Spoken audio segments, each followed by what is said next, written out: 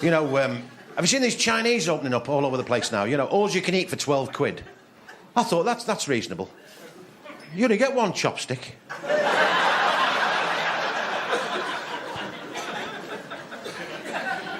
And when I work in Birmingham, I love to go to Birmingham and, you know, because the curry there, fabulous. I always have the chicken tarka. It's like a chicken tikka, but a little hotter.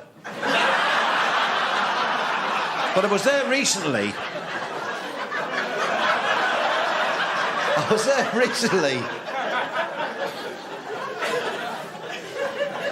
In Birmingham, and the waiter come up and he went, curry okay? I said, yeah, put me down for my way, Frank Sinatra.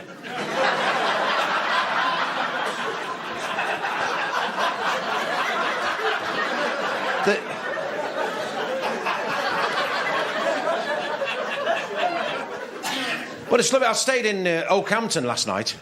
Ooh, wow.